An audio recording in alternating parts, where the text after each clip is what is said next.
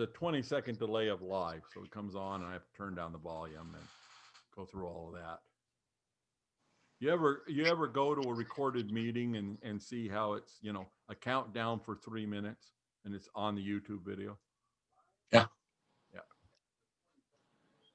Yeah. And then now it's playing that stuff and I've got to figure out how to, wait a minute. I got to turn down the volume on that.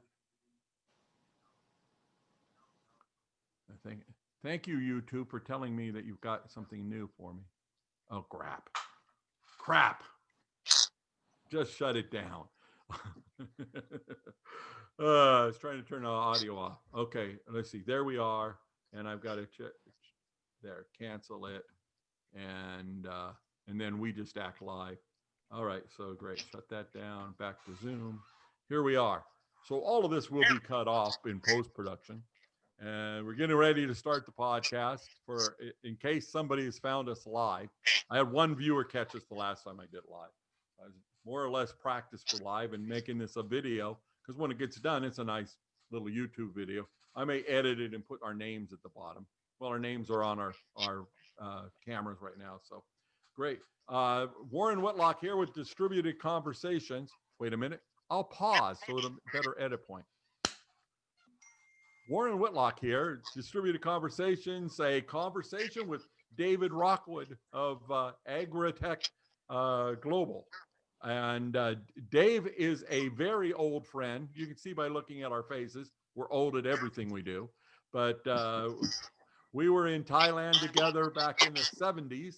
And boy, we've been friends a lot longer than we were back then. Several years now we've been hanging out together, and he does anything that's moving between the U.S. and Southeast Asia, and then other projects as they come up. We could spend an hour just talking briefly about Dave's resume, but today we're going to be talking about agriculture and the future. What's a farm going to be like in the future? I remember when I lived in Thailand and what a farm looked like. David, do they look like that today? Well, surprisingly, there are a lot of that old farms that we saw are still in that operating mode. What we're trying to do is to help these farmers in less developed countries integrate precision agriculture.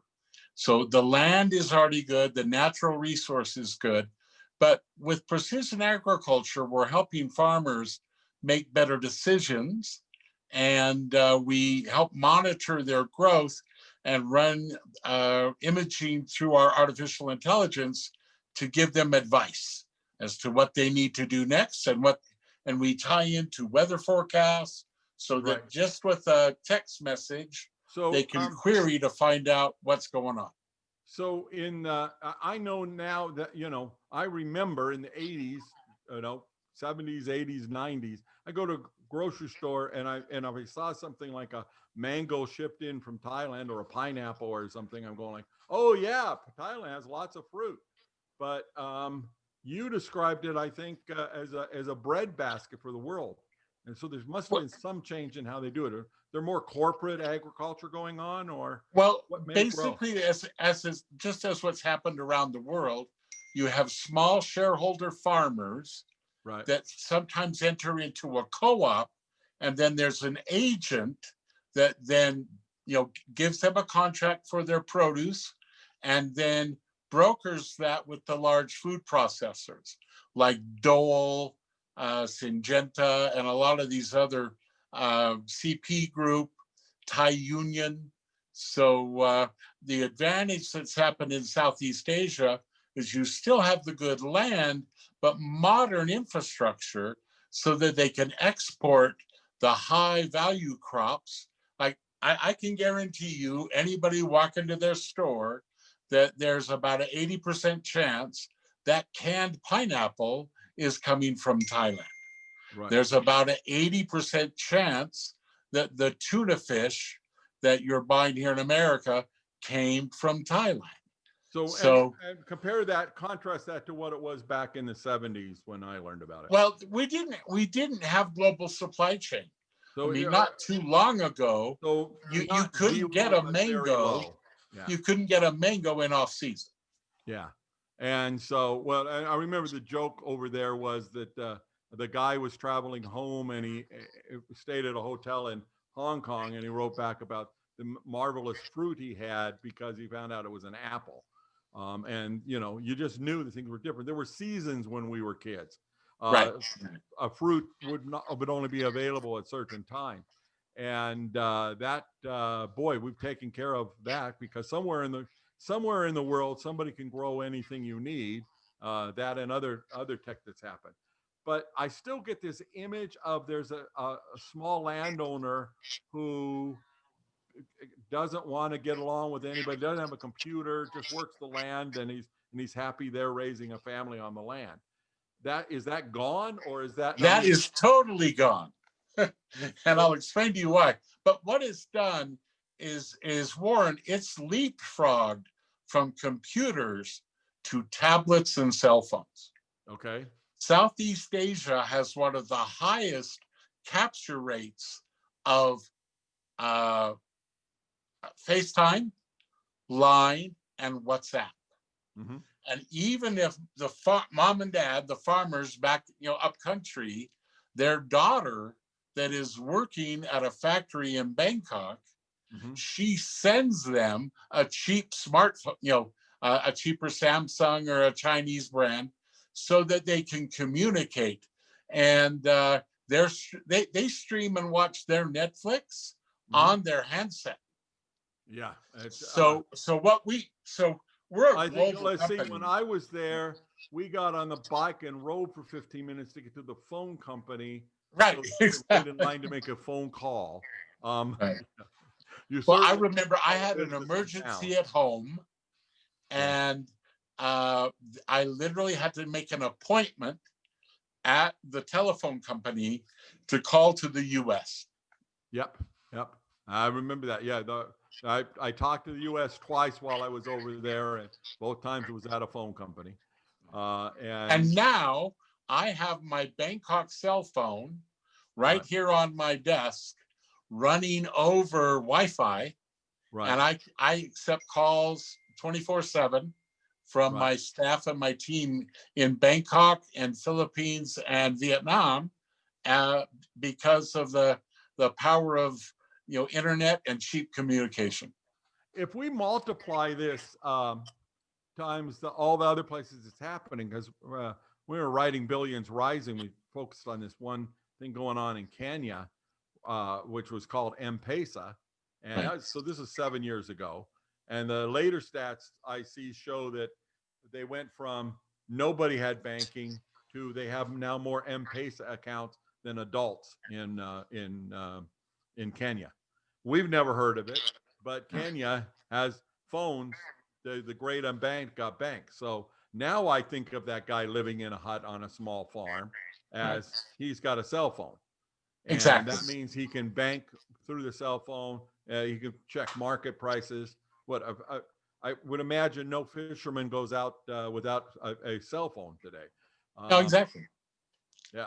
I don't know what the signal's like. So it's that away from shore. It's truly where technology has enabled and given more power to the grower. Mm-hmm. In the past, you had a contract. You just kept to that contract no matter what market prices were. So let's go. Let's start going forward then. You've been working on satellite imagery, and we want to cover that. And trying to tick off what else is happening. How's a farm going to be different in 10 years? Well, we're already seeing it now. Okay. And what the term is precision agriculture.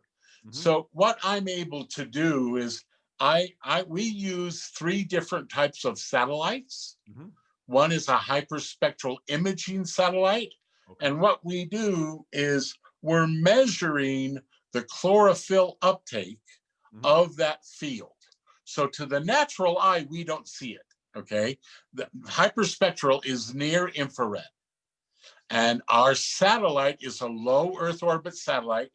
The satellite is about the size of a of a shopping cart. Okay. So it's kind of these mini sats, and most of them have been launched by Elon Musk with SpaceX. Mm-hmm. The company is called Planet. Mm-hmm. And what we've done is for the technical people out there, is it's basically a mesh network of smaller satellites spread out. There's 200 to 400 of these birds out. In fact, one of the groups is called the Dove satellite. And with that mesh capability, we're able to operate at a lower altitude, so we get higher resolution imaging.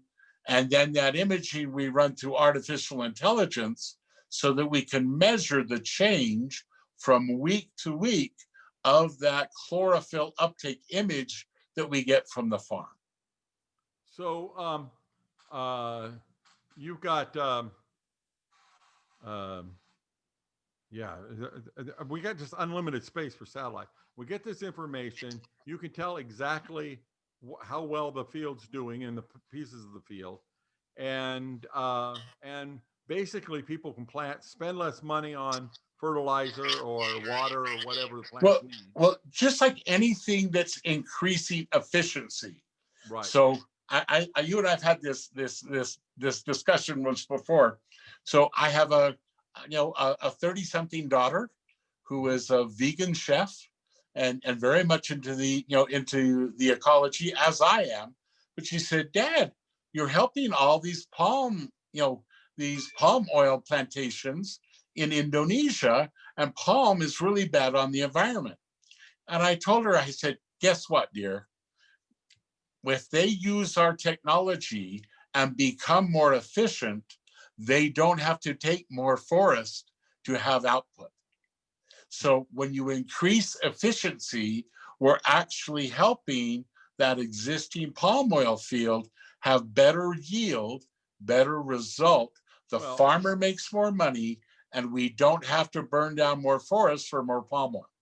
To get the desired goal of less palm oil, you would want to get less demand for palm oil. Right.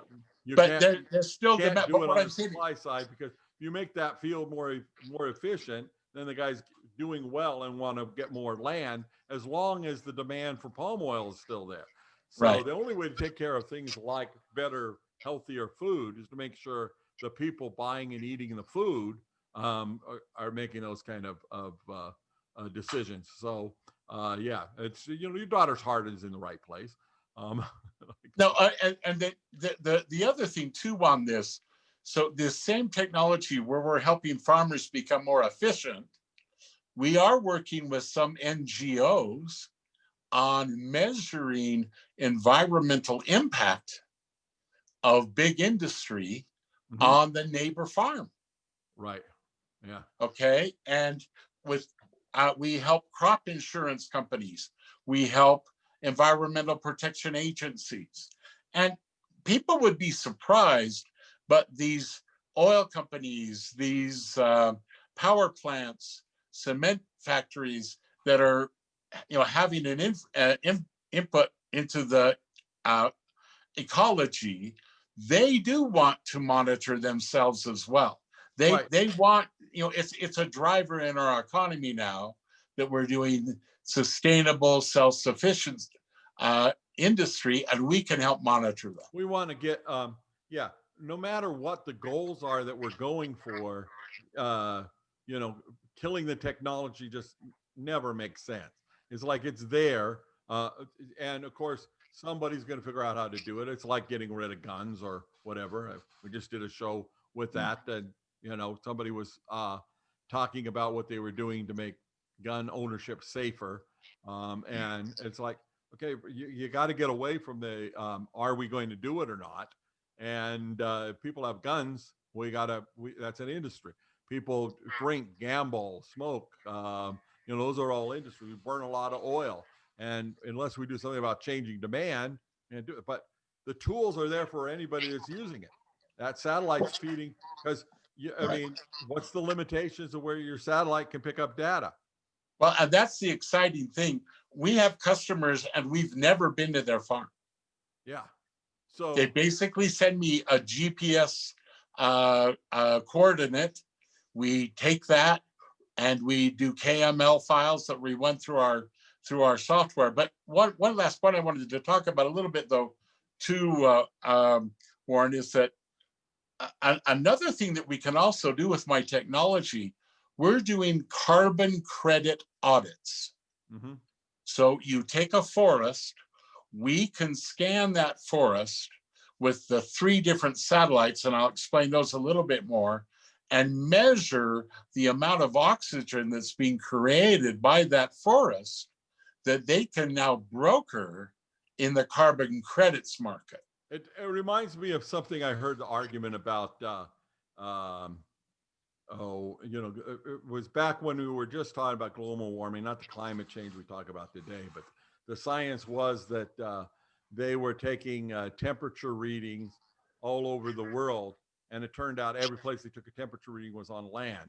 Most of the world is sea.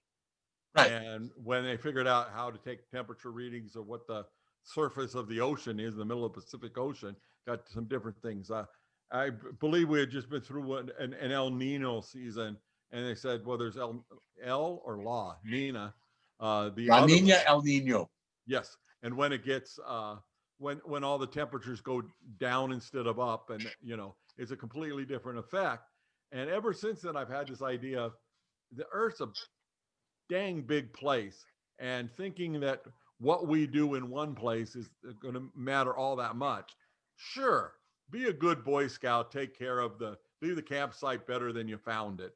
And so I'm an environmentalist from that standpoint. And we have to look at it. There's a big industry doing something wrong. Well, we ought to change that industry. But number one is by knowing exactly what's going on. Right. And so we're data driven and we're science driven. So you can find I'm giving a digital readout to that farmer that used to have the little analog needle. Right. It's just a better tool. Can you get how much algae is growing in the ocean? Exactly. Yeah. So our technology, we have many verticals. And let me I'll loop back to the environmental impact on our carbon credits. So what we're able to do, and this is very timely. So because of the Trump administration's ill-advised trade war with China, what happens is it was kind of like we did carpet bombing.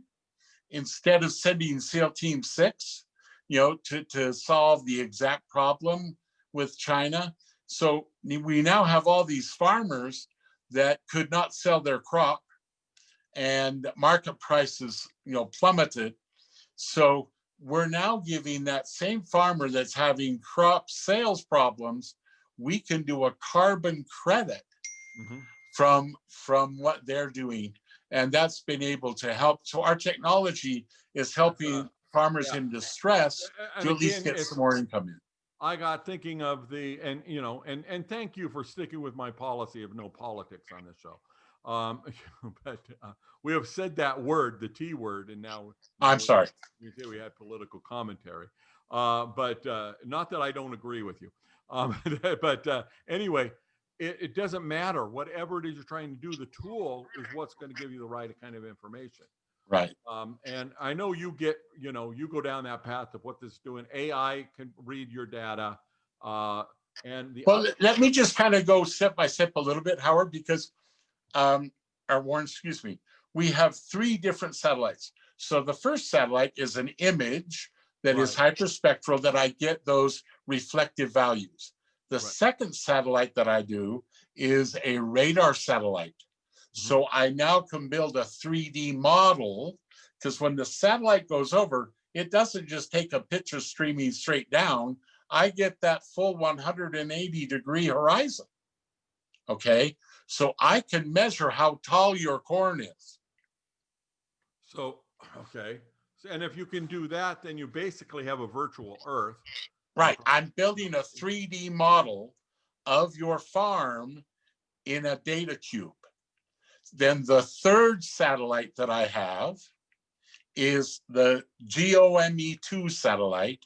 And what it does is it measures particulate in the atmosphere.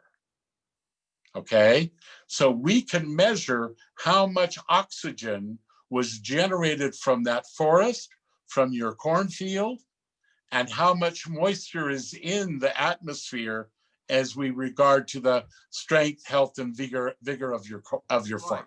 So these arguments I've heard before about whether or not the El Nino discussion we were having, and what we're doing, and I've just saw a piece of a documentary where the wind off the Sahara Desert creates it's actually bones of dead animals that wind up in the Amazon and make the rainforest work.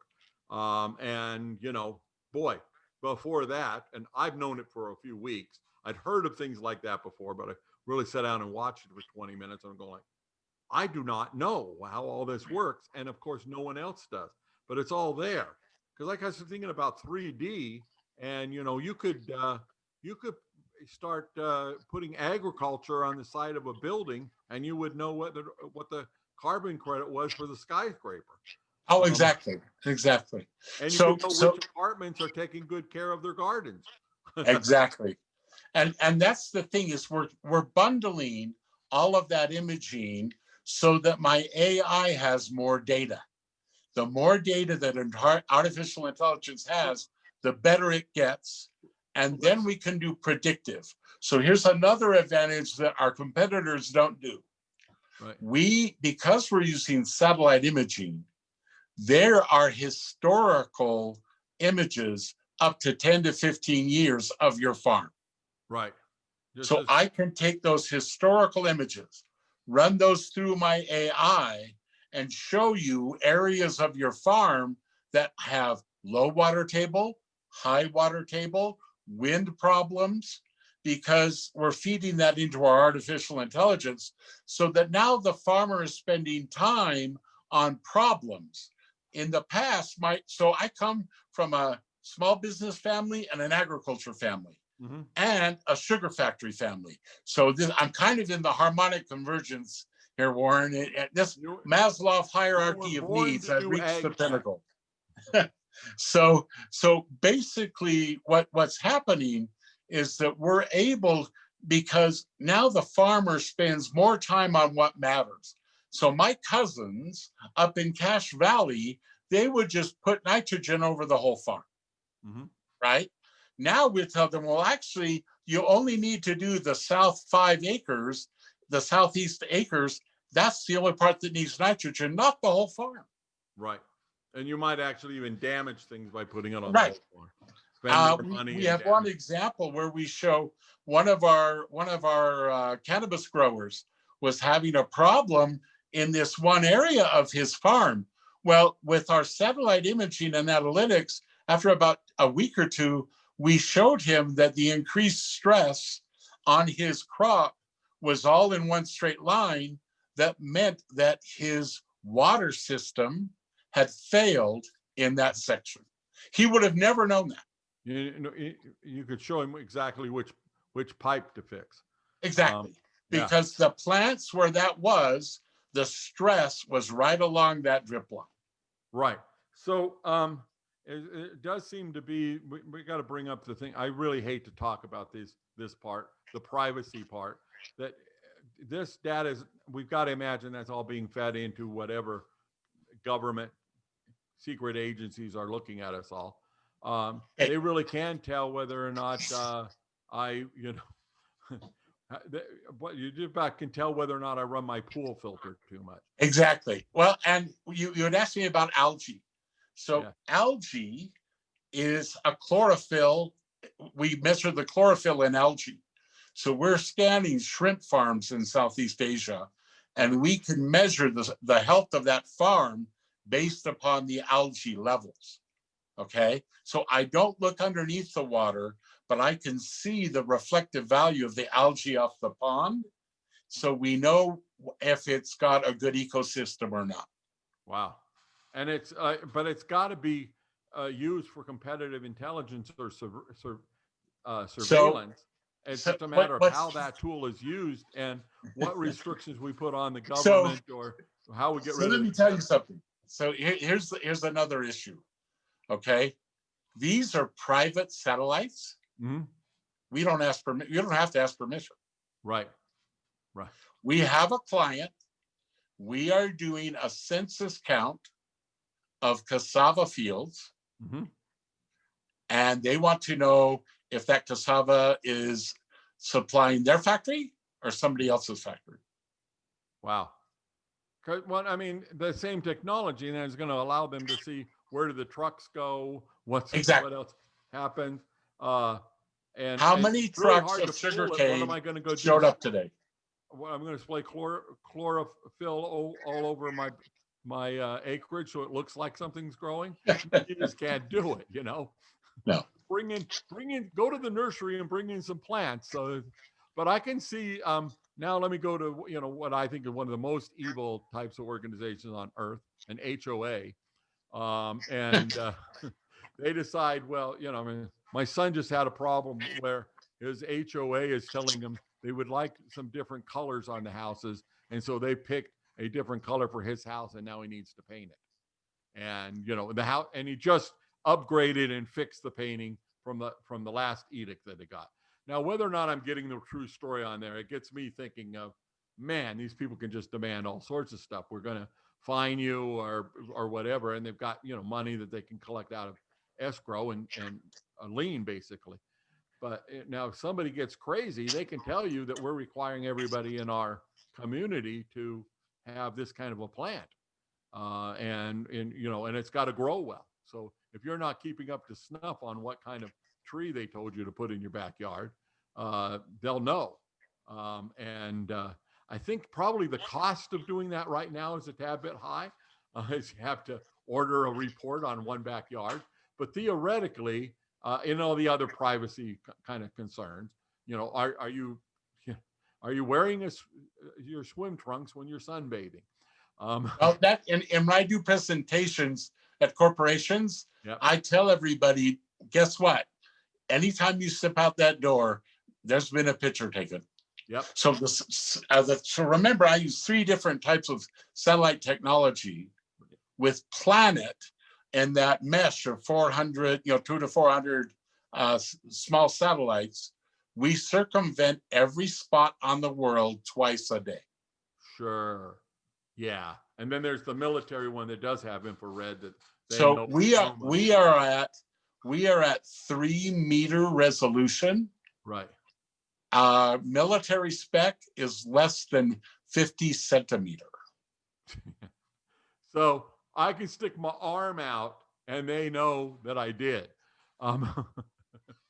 Well, a lot of times, so the difference between satellite and drone, drones can get very, very exact. Yeah. So, but again, we're doing this to help the farmer. So if you remember so the 3 different products I offer are a census or audit, okay, of who's growing what, okay, how much oxygen is being generated for a carbon credit, okay. Then we're also doing historical analytics to advise you what you should plant where, when. And then we monitor the current grow. And finally, we can do predictive yield.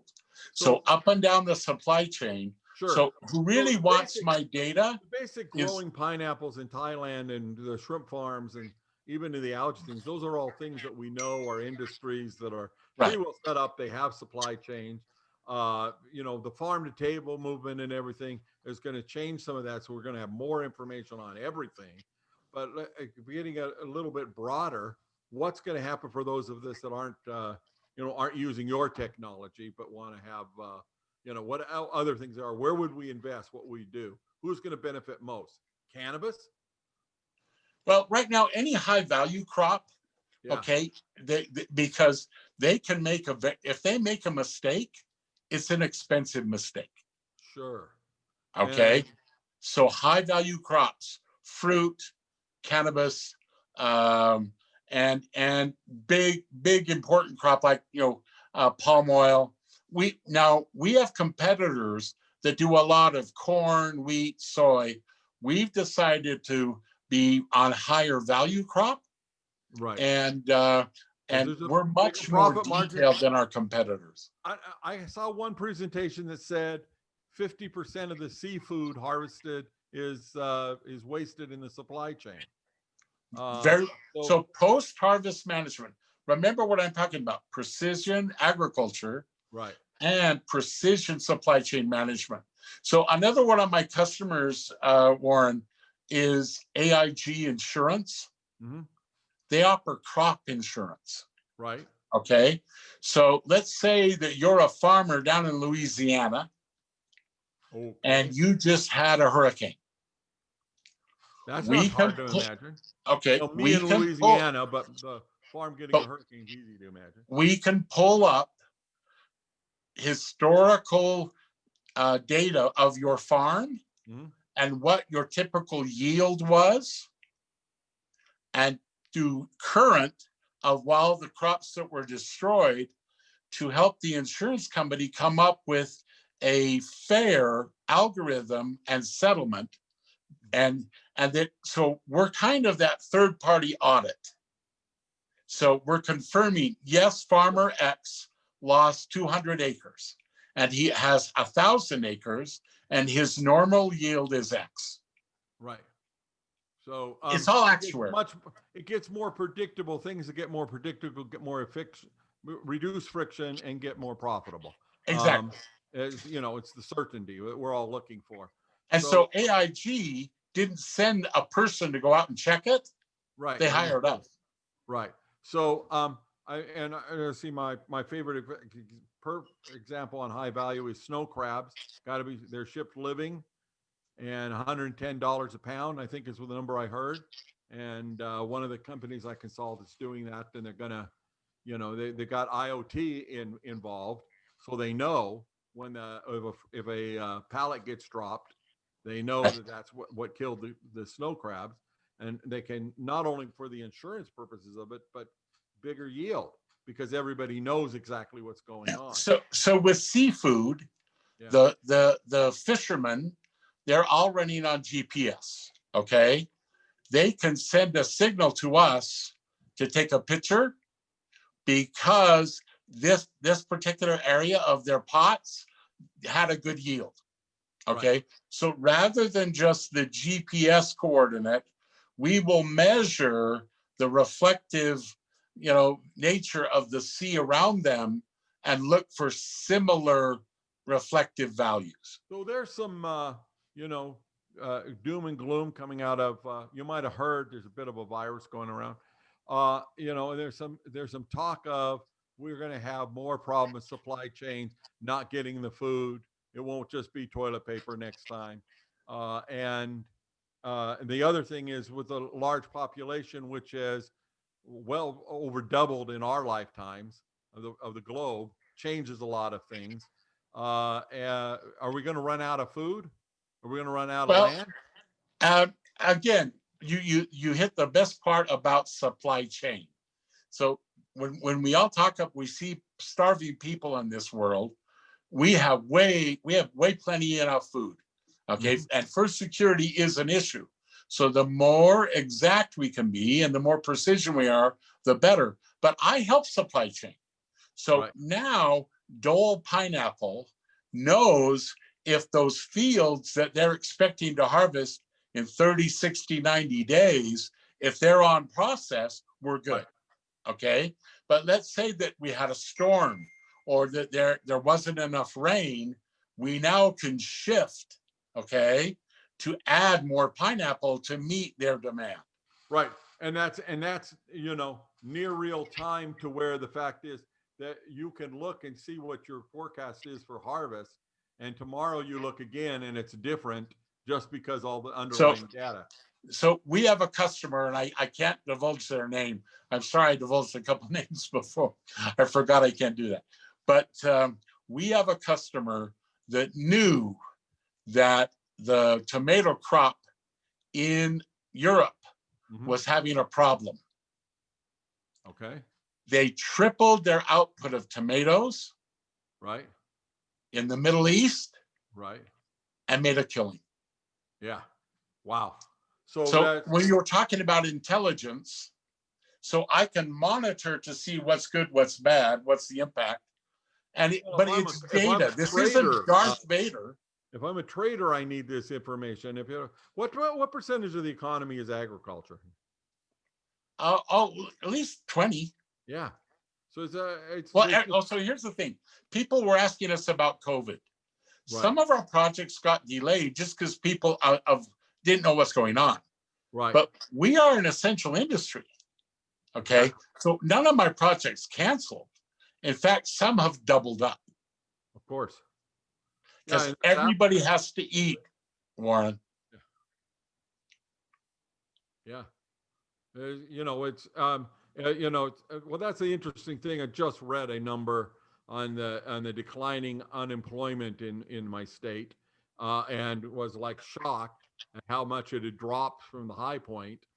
But you know, it still was the same as with the 2008 problems.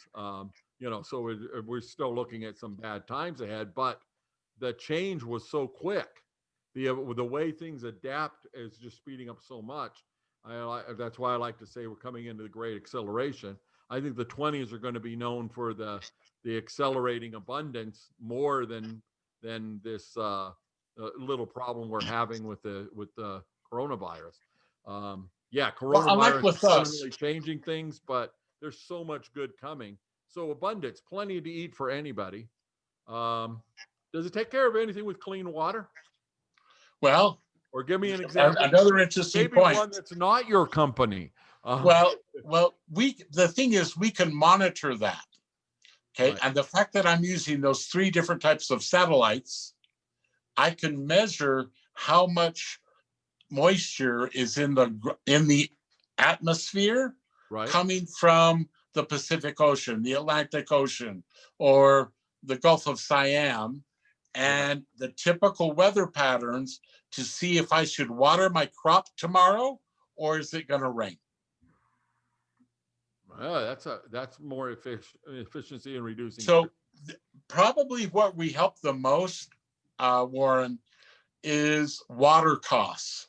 So you live in Las Vegas, I live in Utah, 2 of the driest, agricultural states in the world, and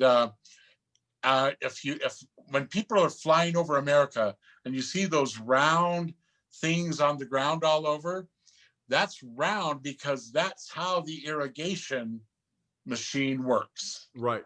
Okay. It's motorized and goes in a circle, pumping water over the crop.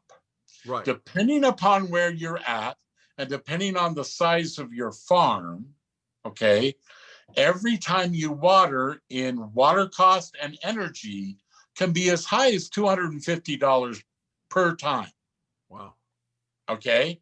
Now, if in my predictive models, I'm telling you that, yes, your ground sensor is showing that you're a little dry, okay, but your water table is still good because of the chlorophyll we're getting up.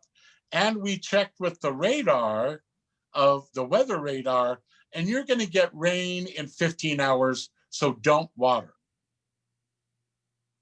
Well, yeah. So, back to what I said, where else does this help? I go to Kenya, and the story of the last hunger season was a book I read while we were working on Billions Rising. And I just, in fact, I find myself recommending it more than my own book. I really loved the stories in here. The people didn't know what day the rains would come or what day the planting season would start. And it was a big deal in their lives because they wanted to get a high enough yield because they were going to be, by the time the harvest comes, they're starving. They're trying to pick unripened, whatever. They're growing maize, so I guess it's unripening mazes. But anyway, they want to go out and harvest something because they want to eat. The food may not taste good, but there'd be some nutrients in it. Right. And I remember the story just like was going on for a few weeks of not knowing which day it was going to rain. Well, with the kind of data that satellites have, that shouldn't be happening. It should be able to pretty much plan on it and know what's going to happen and know whether or not to water. And again, a lot less cost going on, but the information is still valid. If we make it well, better, it's all about they become more efficiency. profitable. And that means that they grow, the billions rise, as we say. We know the biggest growth of the world in the next 50 years is going to be Africa, as a percentage kind of a thing. Africa's got a long way to go before it's the economic powerhouse or anything, but you got 1 billion people, going to be 2 billion people in Africa, and lots of places that are grow.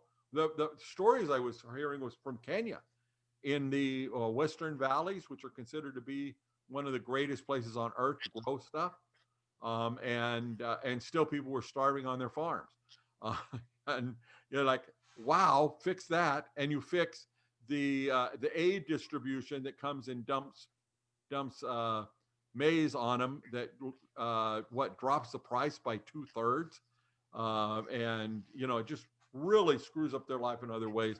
So when I look at the technology, I started with the whole blockchain crypto thing back when we were working on that book, and it was the idea that kept nagging at me was wiring money to a foreign country was just so hard. And we have it relatively easy. Most of the time I can PayPal anywhere I want to go or something else like that. But allowing these people now with M-Pesa in Kenya, where everybody can store money on their mobile phone, they've got to be having more economic growth.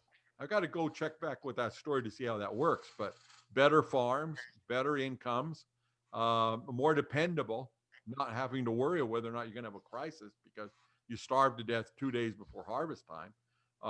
Being able to plan for the extra help you need, which actually is jobs. So wow. in what you're talking about in very impoverished areas, we have another technology partner that we use called Concerto Connect. Okay. And basically what they're doing is they have a standalone satellite to cell hub. So we get the IP, so the internet connection via satellite. That is not cheap, but Right. then we propagate from that one tower via a regular cell network Right. to the farmers. Right. Okay. So that's doing our front haul and back haul, right? And in a place that has no connectivity. So when you share, so it's a prime example of I have the one, satellite uplink, but I'm spreading it out to 1,000 end users with a low cost, 3G cell phone. So I was looking at the curves of industries growing and things like that, and there's a lot of stuff where if we invest, if you get into what you're doing right now, whether or not it's a particular company that does well or whatever, ag tech is going to be bigger, but I don't know by what factor, 2, 10, it doesn't matter. It's going up no matter what we do. So that means, because we're going to have to feed more people and we have to feed them better. And we're going to have to make the food more nutritious, more available, and not harming the environment while we're doing it. And all those things say, people are going to be knocking on your door for a long time to come. And another thing we're doing, Howard or Warren, is we're taking a lot of our technology. So that same imaging technology, I'm minimizing it in cameras inside greenhouses. Okay. So that's another thing. So the whole urban garden, urban grow, take an old warehouse and turn it into a farm. Okay. Right. That's a new thing. Okay. So these office buildings that can't be rented because of people doing remote work. The commercial real estate could be filled up with agriculture. Yeah, we could take an old mall that nobody's going to, run indoor agriculture in there. And so I'm adapting my AI to work with indoor cameras, hyperspectral, rate, all of that. So I mean, I've seen some things where you get something like a deep freeze or a refrigerator, depending on the shape and size, and it's something that's going to be built into the kitchen because you're going to be able to get fresh crops right out off of it. Grow your own herbs and grow your own tomatoes, I don't know what. And I get thinking about that. That's pretty cool, but you know, I don't care enough to be able to pick a ripe tomato while I'm making pasta sauce. But if my grocery store is doing that, you know, I can walk. And we're seeing that there are new. So there's a company that is supplying all of the salad greens to Albertsons in the San Francisco area, and it's all grown in a warehouse. So grown in a warehouse, and so but it's multi-tiered. Yeah, I know of seafood being grown in Indiana. Right. You know, it's not on the lake. A lot of old family farmers are now growing shrimp because they can't afford to grow dairy cows. So right. But especially as you get into the idea of the urban, which cuts down on the transportation costs, exactly. There's a lot more available. But easily, like if I go to the mall that was gone, you don't need to put the whole mall agriculture. You could put a single store. Right. You know, it's certainly a single department store attached to a mall could become all that sort of thing. And then of course there's the retail that goes with that, the jobs that go with that kind of microeconomy that goes on with the shopping center. Right now, urban agriculture is actually being driven by taste. Because especially with salad greens and tomatoes, the fresher the better. Right. And so their value proposition to getting that Albertsons contract in California was quality, taste, and reliable supply chain. Right. Okay. Right. Yeah, and so I wanted to touch on indoor agriculture, Warren, just because that is a big thing, and we're making a version of our analytics and advisory. But I'll be honest with you, that's driven from my indoor cannabis customers. Of course, they are out ahead. They needed to be indoors because they didn't want to be seen by a satellite. Of course, that's changing with laws. Any other things in agriculture we should be looking for? You want to diversify? Well, again, I think you're going to see, farm to table authenticity. Okay, I can track, where that corn from what field, with our system. That's easier to do. With what we're doing on environmental impact, it's just IoT using satellite, using drone, using ground sensors, and with all of that data, we're just helping farmers make better decisions. Exactly. That's the heart of what you do, and that information is out there regardless of who is doing something with it. So there's that. Agriculture is the hardest thing there is. Yeah, because it all depends on weather. We can't control the weather yet. And what I find interesting, and I'm not standing on a political soapbox here, Warren, but that all farmers will tell you there is an impact. Okay, the world's weather patterns are changing. Right. Okay, and just look at the particulate of the fires from California. Right. I'm in Park City, Utah at 7,000 feet. Yeah. And I get the effect because of the jet stream. Yeah. And particulate in the air, creates a problem for my crop. Right. So the protest and the soapbox and who's passing laws and politics, all of that, they're worried about a whole different ideas about the approach or which attitude to take. But when you get right down to it, if we're going to be alive in a changing planet, we have to figure out what's working and how we can change it. If suddenly, Siberia becomes the great place to grow crops, we're going to need your data. And you have it. You can tell me where the permafrost is gone and there's a good place to plant in Siberia. Well, even where you're at in Las Vegas, not very far from you, there's quite a bit of cannabis being grown. Yeah. And because cannabis actually likes dry, and we have clients there that we're providing analytics for. But, that's that difference now, is we can go indoor, fully, controlled environments, partially controlled environments, and then just make better choices in our outdoor grow. So yeah, there's a whole lot of issues that come up as we all live on tighter compounds and get our food from either from our kitchen or our grocery store that's been grown organically or whatever. It doesn't matter what ecosystem we set up. I was talking to somebody earlier today. Sheesh, it might have been you. We were on the phone earlier about the idea of connection. That no matter what we are, no matter what we do, we need some kind of a connection.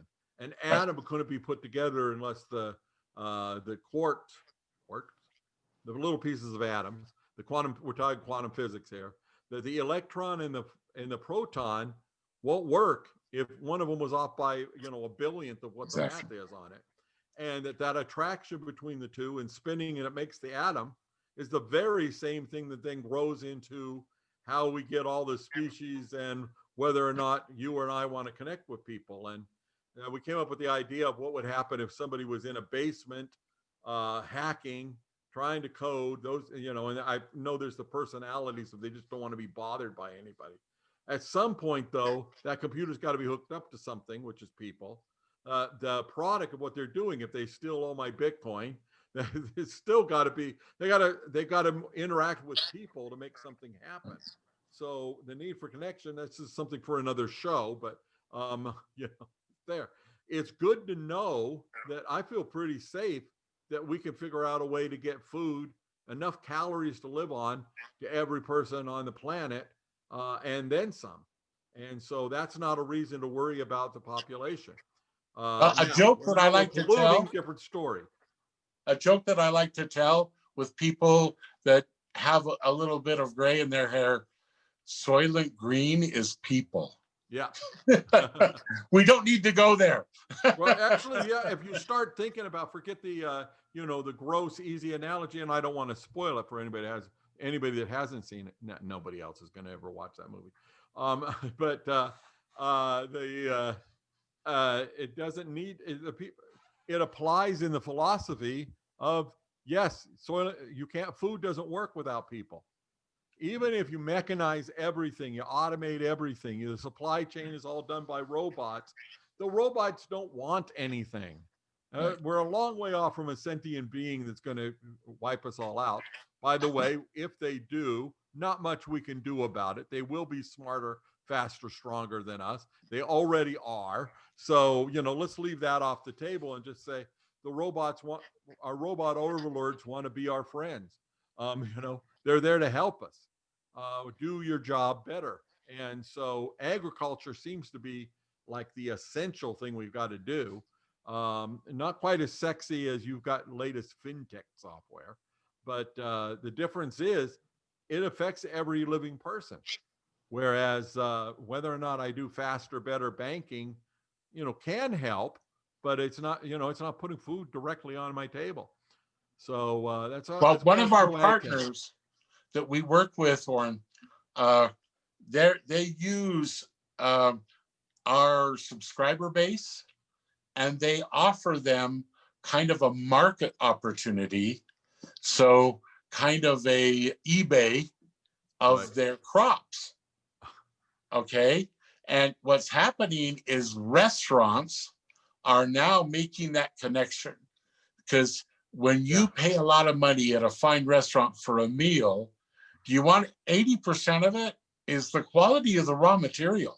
Exactly. Now, the recipe is awesome, but crap in, crap out, right? You and I are old IT guys. The whole thing is part of being a great chef is knowing which ingredients exactly work. You don't take a deal on bananas just because somebody said you can get it for $2. So we're getting restaurateurs work with us that then so that they have more connectivity to the better supply chain of better produce. Okay, so let's speak to one more current event that's not too political. Everything is today. You see these stories of crops being wasted, potatoes couldn't be harvested, whatever. The information that's out there, then there are supply chain answers to that thing where if well, in the future, we're going to be able to take that excess food and send it someplace. so the problem was the shock of that supply chain. Right. Okay. You're a potato grower, and normally every week, X amount of trucks take out my potato stock. Right. Well, those trucks didn't come because nobody was working in the processing plant. Right. Okay. For about 8 weeks. So, but my plants are still growing. The plants didn't do a COVID stay at home. Right. The plants are still growing. So what happened? I've never seen a plant with a mask. So you had this big bubble. Will post that in the comments. You had a big bubble of supply. Yeah. And what's also we're seeing happen is, one of America's great things is real time, just in time. Okay. That tomatoes coming just in time to be able to send, down to your store. Well, now we have to relook at some of our supply chain, and maybe half of my crop needs to go to a guy who makes tomato soup and not the grind ripe, the vine ripe tomato in your store. So farmers need to have from the other side, if I'm trying to buy the soup, I need to know that there's some backup to that. So those either the tomatoes, the potatoes, the whatever we're talking about, that if they're not going one place, they can go another place. There's got to be plants. Like we watched how quickly GM plant was switched to making ventilators. That it's not optimal, but in a time when things are getting shut down and crops are being thrown away, I would imagine there's people not have to go too far from where that potato farm is that would have liked to get 10 pounds of potato because they were starving. And of course you got to be careful. You can't just give everybody free potatoes because that screws up the retail part of things. Exactly. But with more data, we can solve that kind of problem. So I was just addressing that particular problem we had in April, May, was only because processing plants weren't operating. And the plant has to go somewhere, and he can't let it spoil in the potato warehouse, the potato cellar. So he had to get rid of them. Yeah. But anything, the trucks aren't coming. Great, find other trucks. The processing plant is closed. Find another processing plant. Whatever it takes. Or maybe somebody could take potatoes right off the farm and do something with it. Well, here's another point. Takes care of all that kind of stuff, but it's stuck when we have a supply chain that everything I grow goes to one place. And so, and that's your point about part of the problem. Part of the problem we're seeing is this was a prime example that we need to have more regional food processing and not so much big food. Absolutely. All right then. So this has been a fascinating time. Give us some information where somebody can find you. I'm sure you want to talk to people that are interested in investing in ag tech or have a connection that they want to tell you about. Where do they go? Just go to #AgriTech Global America. Okay. AgriTech Global America. Okay, great. And we'll try to get that into the show notes. And fantastic. Always good to talk to you. And we'll see you next time. Thank you very much, Warren, as always.